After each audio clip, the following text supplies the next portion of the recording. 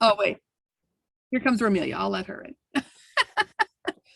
Okay, so tonight we're going to do what's basically like a primer, right? On ancient China. It was really interesting in doing that. First off, hats off. Like I know Tammy's done a lot of extensive study on traditional Chinese medicine.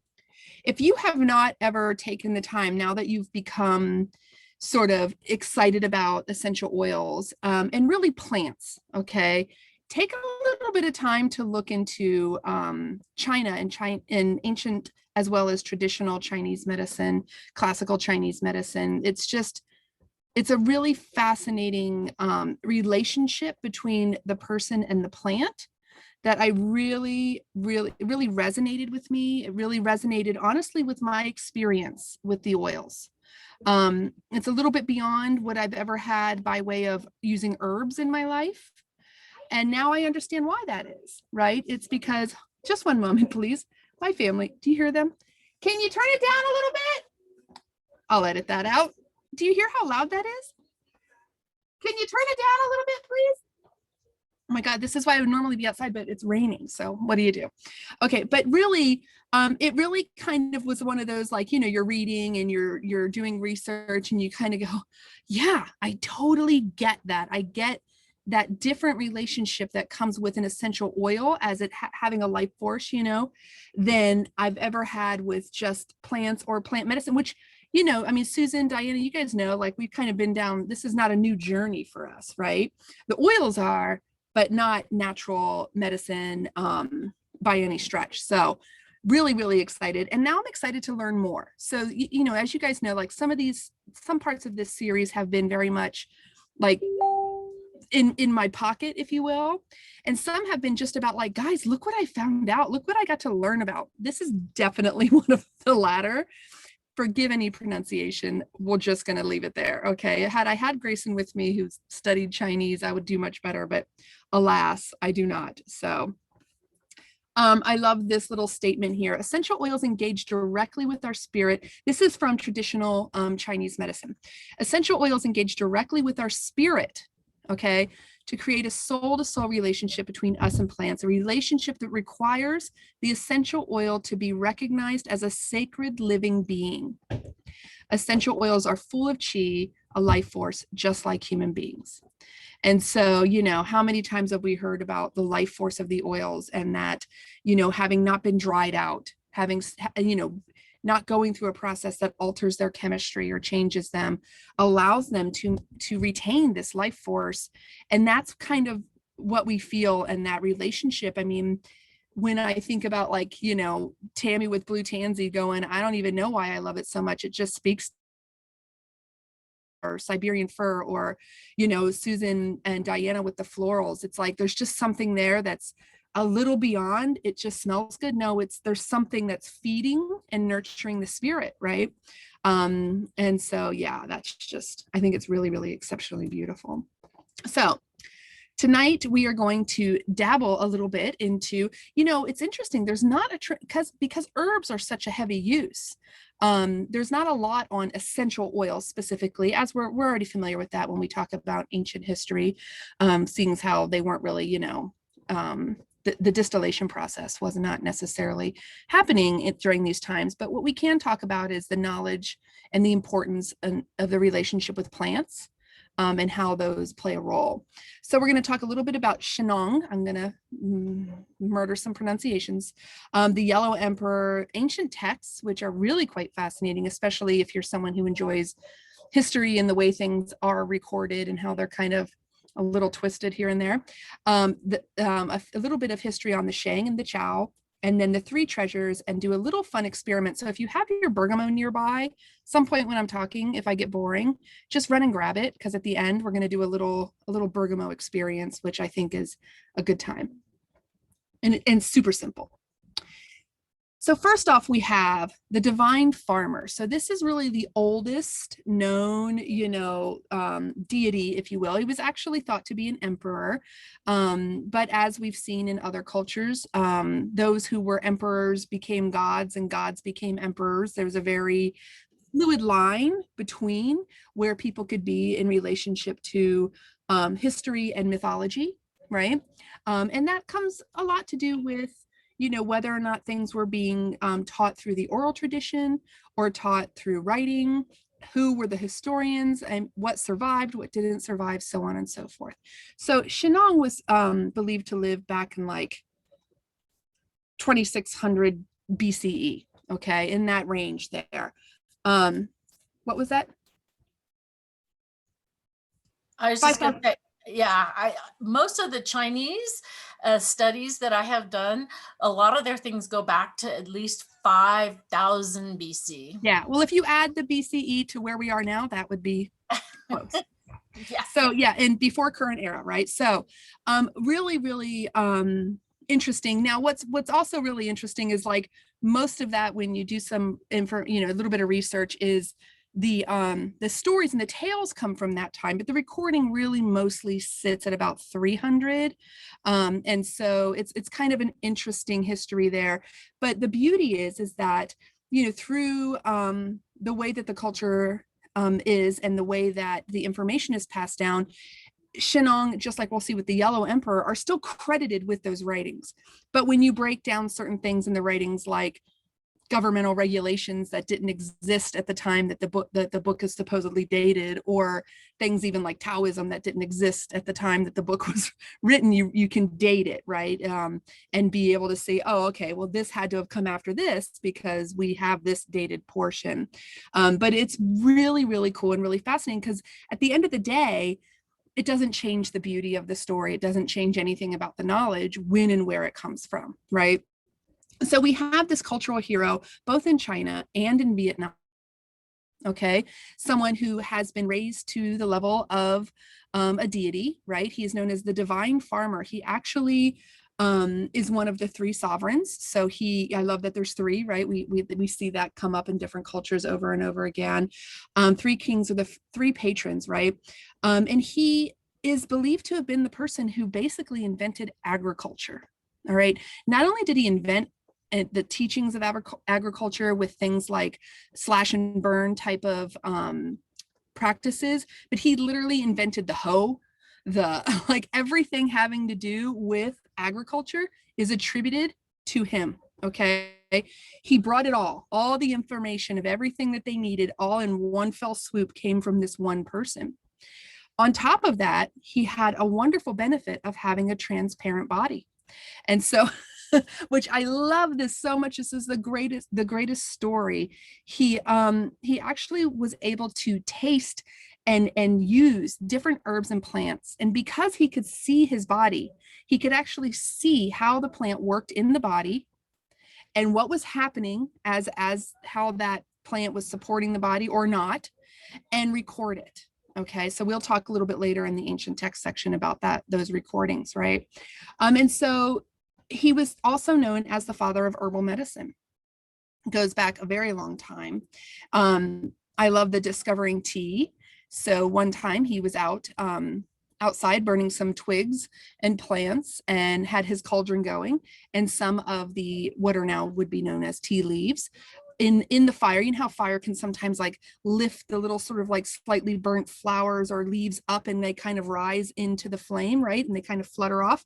Well, this happened, but several fell into his cauldron, and it was the first tea. Okay, so he is also, this is a very important person, right? He's inventing tea, he's inventing or discovering herbal medicines, he's bringing all of agriculture. If you are someone who loves learning about ancient cultures, you understand the ramifications of agriculture coming, right? This is changing all of civilization. Allows for specialization, right? We've seen it in Egypt, we've seen it all over the place. If you are not still gathering, hunting, chasing food, right? You have the ability to begin specializing in different areas of life, which then of course leads to things like trade, communication, writing. All of these things come from an ability to not just wake up every day trying to figure out where you're going to get food and water from. So huge, huge accomplishments for him. Not only did he do all of that, but he's also believed to be the originator of acupuncture and traditional Chinese medicine. So this is a really important figure. You'll notice he's got some horns there. He's believed to have been bullheaded, and quite literally, not in the way that we use it today, right? It is believed that he could speak 3 days after he was born and could plow fields when he was 3 years old. He's just the most, I love mythology. You guys know how much I love mythology, actually, except for Joanna, guess what? I love mythology. I teach mythology. It's something I've been fascinated by all of at least since I had Gavin, who was the reason why I fell in love with it all. This has to be one of the greatest characters or deities or beings that I've ever gotten to read about. I am excited to get to dive into him even more. The stories are beautifully told and written. He is loved by multiple cultures. It shows up as different names, but at the end of the day, multiple cultures, right? And just, I don't know, I'm just absolutely fascinated by him and those tales, right? So from him, we move a little bit further, okay, into the future here with our wonderful Yellow Emperor, who is also someone who is said to have ruled China. However, there's a lot of wishy-washy history there as far as recordings and his writings, and whether or not he would be sort of like a demigod, if you will, right? It is believed that there was a person and that this person did exist, but some of the things that were attributed to him may or not be. I mean, that's kind of how it is during these times. He wrote what really is the foundational text for traditional Chinese medicine. Okay, he wrote, meaning he was attributed as having written this book that has like 375 different plants, identification, uses, protocols, and so forth, right? The big thing here that we see as a big push away, and if you note the date, this is a very long time ago, right? He was one of the very first people to come up and say, I'm thinking maybe it's not the demons that are making us sick. It might have to do with our diet, our lifestyle, right? And our emotions, okay? There's always been a recognition. I have not been able to find anywhere, at least not recorded, where there hasn't been a recognition of the emotional and spiritual attributes tied to wellness and health throughout ancient China. Very, very much put together and really beautiful. I think that it is probably the thing that's got me most excited to want to learn more. Mostly, again, like I said at the beginning, because that has been my experience with the oils and with, I shouldn't just say with the oils. It is definitely stemming from the oils, but all of this journey, right? This journey of focusing on these ideas and working with other people and learning about wellness and health and, digestion and the oils of the Bible and just all the things that we're doing, right, as a group, has taken me on a journey very similar to that. And I love that new tied together aspect. We've said it 100 times, I think. Nothing is one thing, right? It's all connected. And in Chinese medicine, that's, I think, even amplified, right? Everything is absolutely connected. So let's take a look here at some of these ancient texts, which is where I'm going to really challenge myself with some pronunciation. So I looked it up, the Pentisa, I thought it was going to be Pentao, but it's not. It's the Pentisa, is the book that was believed to have been written by Shenong, okay? It is a wonderful work, okay? He's got a whole bunch of plants. I might have accidentally flipped that over between him and the 365. I apologize. That was Shenong. It's a wonderful work that really goes through and speaks, and he really, puts down all of the different, all of the different information on rating everything, how this would be used, what happens in the body as best they knew at the time, okay? And it's really, really cool. Now, most of it is considered the original, Chinese text, if you will. Most of it doesn't exist anymore, okay? There were parts that were captured, okay? Most of this would have been then recorded by someone else in the time when the writings would have come about. They would remain nameless because it is not their work. They were simply the scribe, right? And the scribe was probably living several thousand years after Shenong was believed to have passed. But it was recorded. Later on, in current day, you can even find some translations where the old parts are in black, and then the extrapolations, if you will, the fill-ins are in red. So you can even kind of play with that and really kind of have some fun with looking at the difference between the two. And so this would have been sort of that first text. Okay. Then we have what are considered to be the 4 classical texts. The first one being the Yellow Emperor's Classic. And this is the one that we were just talking about. This was believed to have been written by and is attributed to be written by the Yellow Emperor himself. A lot of quotes are attributed to the Yellow Emperor as well. There are some things, like I said earlier, that show up in there with respect to yin and yang, Taoism, which did come much later in history, which we'll talk about as far as the founders of these things, or however you want to describe that, as well as regulations. And this is where things really come to be. When things are talking about the regulations of a government that we know are attributed to, say, the Han Dynasty, right? And in fact, the latter Han Dynasty, then you know that those things had to have been written at the time or after the Han Dynasty, right? So you can kind of go through and find. What's really cool about this particular book, though, is it's written as though an emperor is sitting with a physician and interviewing about and talking. It's not lists and encyclopedia-esque, right? It's a beautiful interaction between the two, talking about how to find the key to wellness, how to find the key to health. How would this work? What would I do in this case? What would happen here? So it's a really cool book that I would love to read a translation of at some point in time. Let's hope I just live long enough, because I've got to add it to my list of things I want to get a chance to do and read, right? So still, though, really cool. But this is the foundation. This is one that from everything I could find, anyone who's really going into professional life of studying traditional Chinese medicine has had this come across in their studies, has read it, and it is a part of their regular reference point, right? Then we have the Nanjing, which is the classic of difficult questions. The Shenmen, gosh knows, the thesis of febrile diseases provoked by cold. And then the Yaoyu, which is the synopsis of prescriptions from the Golden Chamber. So those 4 make up the 4 classic texts of ancient Chinese, or what's considered classical Chinese medicine, which now would be, traditional. So I wanted to dive a little bit into the Shang people, the people of the Shang Dynasty, mostly because of the last point. Okay, they're from the Yellow River Basin. You got to kind of include these other things. They actually had, they were able to work with bronze. They had surgeries that they did, everything, of course, being quite, I hate to say primitive, but what I guess we would say is primitive today as far as those practices were going. However, the knowledge of plants and plant knowledge and how plants worked with people and for their health was really on point and a lot of what we still use today. Okay. The concept of the universe is the most important part that I wanted to highlight here. And it's that they believe that the relationship between the cosmos and the universe and humans was all one, right? That you could find the universe in a person and the person in the universe, right? And they were really interested in and defined the 5 elements, or the 5,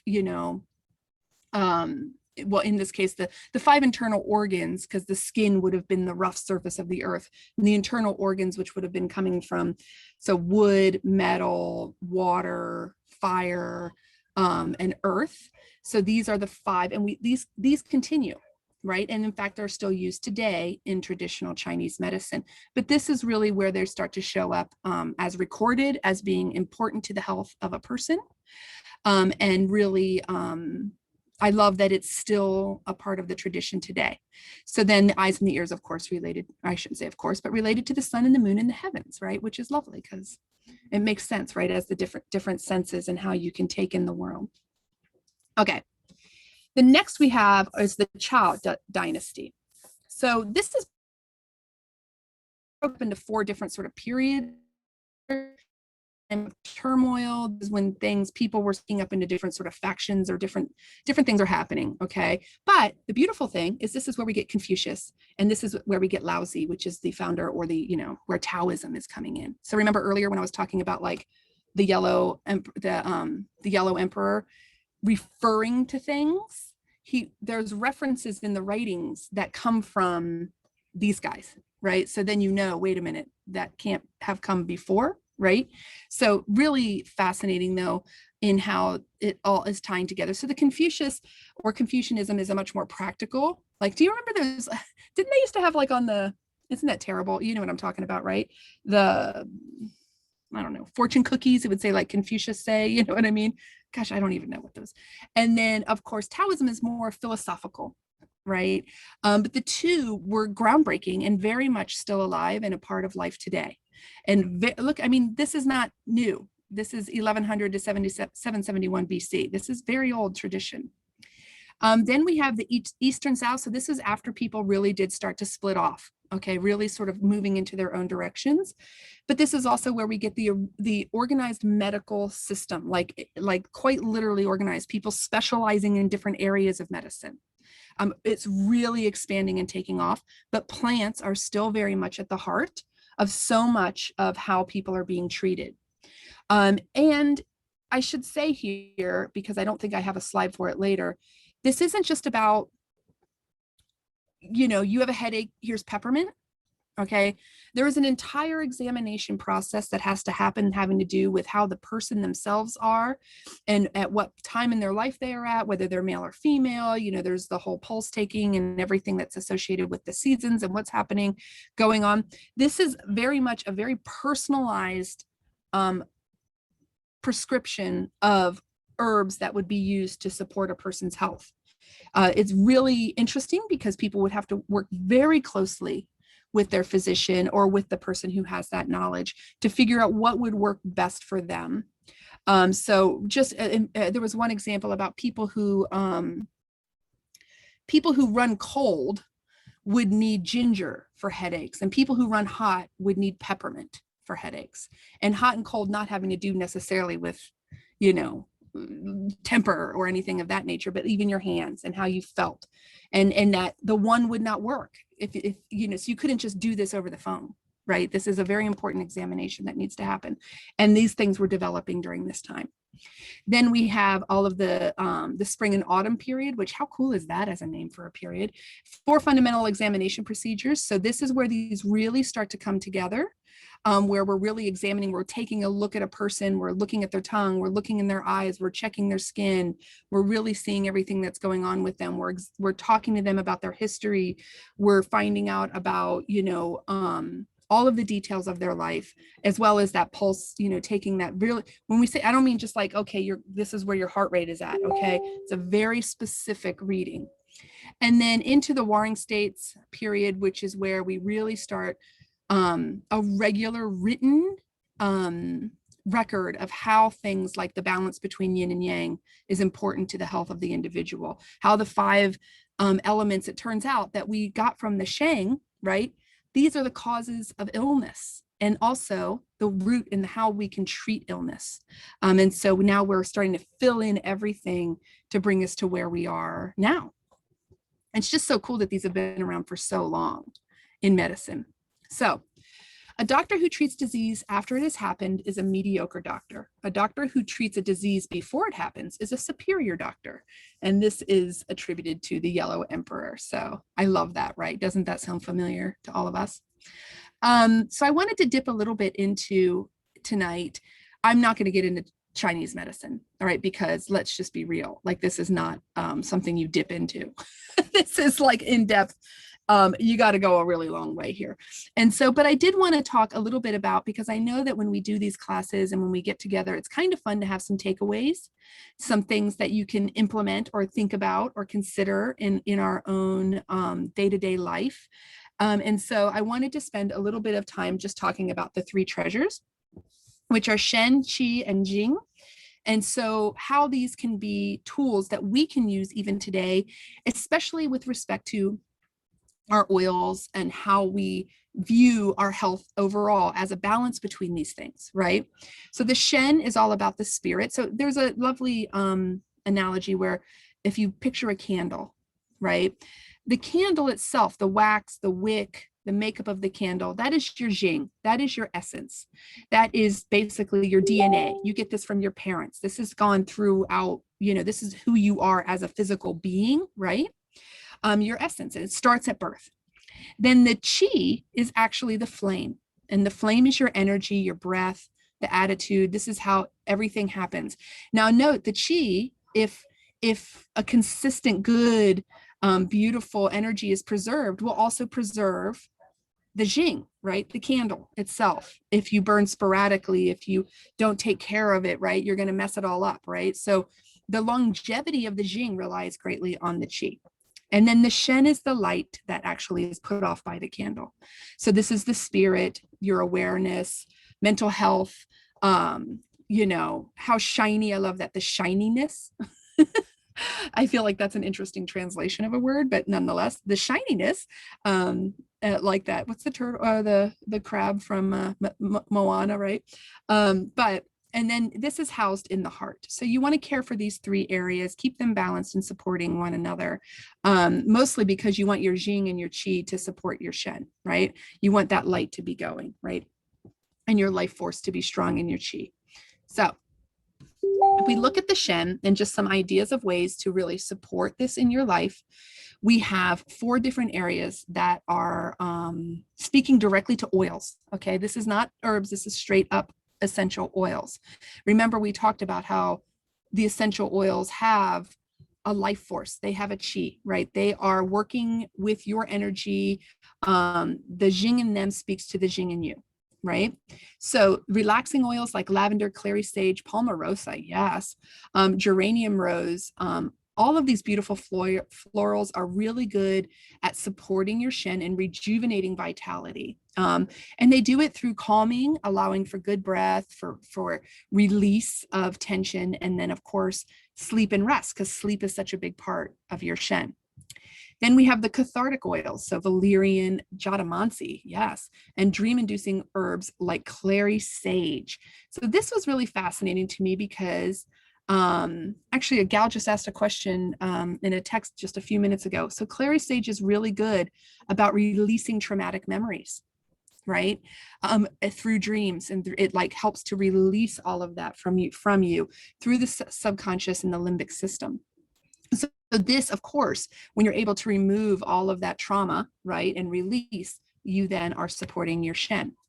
Inspiring oils, so things like agarwood, tulsi, which, oh, how much do we love our tulsi? Sandalwood, frankincense, palo santo. Oh gosh, I don't burn anything in my home anymore as far as like candles and things of that nature. But yeah, I will always burn a Palo Santo stick because that is one of my all-time favorite. I just find it to be so nourishing. Rose, lotus, and exotic florals, right? Reigniting the Shen. So remember, that's that light, right? And evoking a spiritual mood to be uplifting. And then we have the nootropic, I'm going to say. It could be nuo, but I believe it's new. I don't know. I don't know if Tammy knows how to pronounce it or not, but I'm going to go with that. Clarifying herbs. So think lavender, tulsi again, our lemon balm, and stimulating herbs like peppermint and rosemary. Stoke the Shen by sharpening the mind, right? Our light burns brighter. I was like, I knew I said that wrong. I had to hear myself. When we have these like igniting oils, right, that are speaking, we think about how rosemary alone stimulates the mind and the memory. How peppermint, we've talked about it so many times, a little peppermint under your nose or in your mouth, boy, you're back and you're listening and you're able to focus, you're able to participate, right? You're ignited again. So in supporting those cognitive functions, it's really, really cool, I think, to have a few tools that you can yourself, just dip your toe ever so slightly into the idea of supporting these things. And I really also appreciate the breakdown. I would have never have thought of clary sage. I never knew that clary sage was a really good oil for people with traumatic memories, right? Think of the amount of people that could support. So then we have our Qi. So these are just a few suggestions. Flowing Qi. So this is your life force. This is the fire, right? Aromatherapy baths, really, really good for you. You can use any oils that get you excited. In this case, this recipe is calling for some clary sage and coconut oil and add them to the bath. It's going to aid relaxation, nervous tension, insomnia, and really help, most important, with improving the circulation of the chi. There's different seasons and times of year that you want to focus on with this. I think we're in spring now, which is wood and focusing on like the liver and gallbladder. And I'm just learning all of that, but I started putting it in and I was like, okay, I've gone down a rabbit hole. That's not ancient oils. That's traditional Chinese medicine. Rein it back in, Carrie, because that's not what we're talking about today, but really fascinating if you wanted to get into that. Making a warm compress for aches and pains and bruising, right? But also it's really, really good for helping to support and tonify your chi. So all you're going to do here is put 5 or 6 drops of clove bud oil in some hot water, lay a clean cloth on the surface, right? So that you're able to absorb evenly, and then wring it out and apply it to the affected area. So really, really cool. And then you can also repeat the process, of heating it back up and new fresh oil when it cools off. And then of course, aromatherapy massage. How amazing. I mean, we all love our aroma touch. I think everyone who's ever had one can speak to the benefits and the importance of the oils and touch when together and moving that energy through you. And, when you leave something like that, you're just like, oh yeah, you feel really in tune and calm, right? Everything is aligned correctly. So in this case, they're calling out for some rose. I'm sure you can use rose touch. And it's going to help with clearing heat, inflammation, alleviating anxiety, depression, and more importantly, in this case, restoring energy and the balance of energy within your body. I thought that was really cool. Then we have our Jing. So what's interesting is there aren't, because Jing is the body, it is the DNA, like, there's so much you can do to support it, right? But when we were talking specifically about essential oils, it was more about how the essence, it was back to the very first quote or very first reading that I shared with you tonight. The essence of the oils speak to the essence of us. And in this case, that is our Jing, and it is the essence of the plant itself. It resonates. We've all had the experience that we maybe struggle to put to words. And if you haven't yet, keep trying and finding different oils that will do that for you, because when you have that experience, it really is lovely, where you just feel a true connection with an oil. It just feeds you, it nourishes you. You're not even sure why, because let me tell you, it's different for every one of us. There is no oil of nourishment that we're all going to fit into, right? Because remember, we're all made up of different things. However, here we're really talking about continual use of that oil in your life, right? Whatever that oil is that speaks to your essence, you want to keep using that. Now, what was interesting was that you could use it aromatically, you could use it topically, you could use it internally, but in this case, they're saying it actually works best as part of your acupuncture practice. Now, I've never gotten a chance to do acupuncture in my life. It's just, I don't know that it's ever become available to me or been on my radar. I know that Diana's had great experiences with it. I'm sure Tammy's had great experiences with it. And I'm not against it. I just haven't ever had the opportunity, right? So something I'm really excited about, though, is that idea of the combination of the oils with the acupuncture. If you think about that, Tammy. I was going to say, it's great with acupuncture, but I think it also will work very well with acupressure. Yes, acupressure works very well. In fact, that's what we're going to do next with the bergamot. So very good point. Yeah, because you can stimulate those areas, right? Through massage and through pressure stimulation in a very similar way. And the beauty is you can do that for yourself, or you can do that in your home, a loved one or anything, and get wonderful benefit from it. So I told you today was a little shorter, but next thing is our last slide. Can you believe it? This is one that could have fit in with my India one, I think, right? This whole class. But so this is really cool. So you have something on you called the Shenmen. So this is going to be your spirit gate. And take a look at this picture and feel your ear. It's not that part where if you follow the crest all the way around and you come down, it's not there. There's a little divot right above that. So feel around, you'll feel it there. That is your spirit gate. And so this is an acupressure treatment, but it's an aromatic acupressure treatment. Bergamot, specifically bergamot, no other oils have been shown to balance the qi when used in the Shenmen on both ears. Okay. Really, really good for helping to support like brain flow, the energy, right? The blood flow, keeping everything going, balancing you out, calming nerves, preparing for a big event or stressful situation that can get you out of whack. So it's great for stress. It's great for pain. So it's just fantastic tool. And I'm like, hey, we have bergamot. This is one. Let's try this, right? So if you get your brain, you don't even need a lot. I don't know where I just had mine right here. I think my husband stole it. Oh no, here it is. All right, so you just get a little bit, you can either touch the end or not, do what you want to do. And if you don't get it right in that spot, it's okay if you get it somewhere else a little bit, and you just kind of do that. But you do want to kind of hold, see how Tammy's kind of holding there a little bit. My nails are a little bit too long. Hold there. I'm just holding my bottle in the other hand, as long as it's comfortable for you, right? And help with that calming. The beautiful thing about this is you can do this with young children. This has no problem there. You can do this with senior citizens. You can do this with anyone at any age. Of course, it is bergamot. Remember, this is going to be a highly photosensitive oil. So you might get a little sunburn on your ears if you go right outside in the sun right after, but really, really calming. Okay. Do it a few times to help stimulate, because you haven't probably ever utilized that part of your ear before. And your body is going, why is she poking me there? Right. It's got to wake up to this, but try it. See, it's like, for me, it's like a few minutes. It's like just that, like right now I can feel it. I can feel, I just feel calmed, right? It might be because I'm at the end of my presentation, might be because of the bergamot. But really, just fascinating. I think the takeaways that I was most excited about is that I really want to do more with this.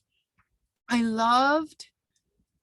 just love the idea of the spiritual support and focusing on that as part of your health and wellness journey, right? The emotional support. We talk about it all the time. We talked about it last night in the digestive health class. If your emotions are having a lot of struggles, it's going to impact your digestion. If your digestion is having a lot of struggles, it's going to impact your emotions.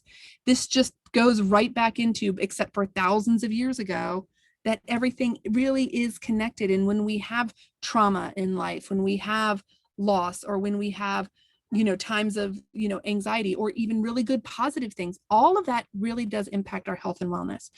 And then my favorite thing is just how I love the idea of the plant, the essence of the plant getting to go into my body and speak to my essence.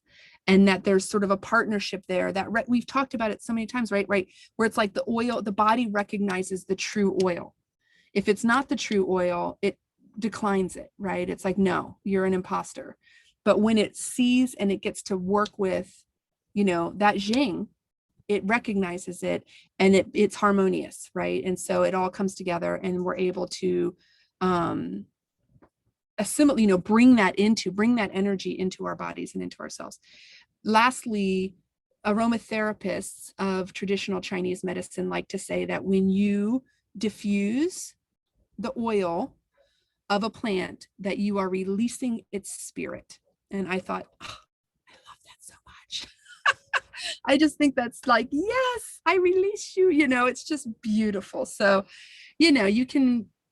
I love how these oils can go from, it smells good and I'm replacing my candles, to a real relationship between us and plants. And learning about this has just brought that so much more to light for me. So thank you guys. It's not a long one this evening, right? Because I kept finding that I was diving too deep into, too much into actual, traditional Chinese medicine, which is easy to do because traditional Chinese medicine is so old, but it's not necessarily part of the ancient. However, in the future, I think we should definitely play around with that more, and spend some time learning about it. Yeah. Can you go back to that chart? Because I wanted to point something out. Yeah, absolutely.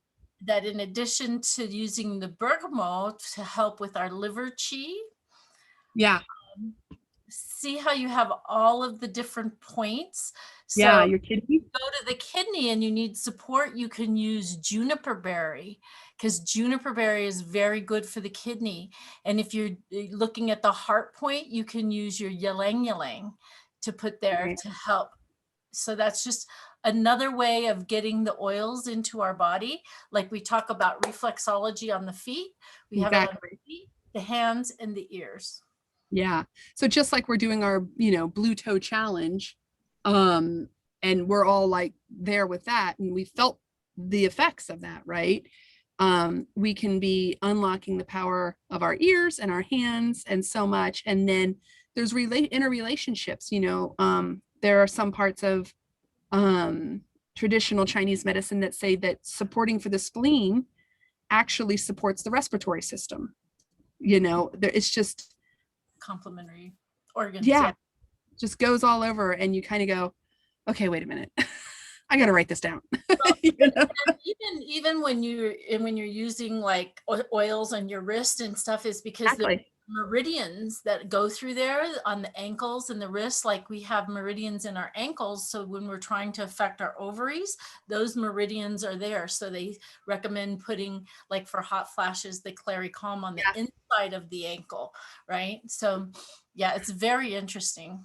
I did find some wonderful research on the Jing part, but it started to get really specific on different points that you would use for acupressure or acupuncture, and what oils and how and why and what they support, which I was like, okay, that's really cool.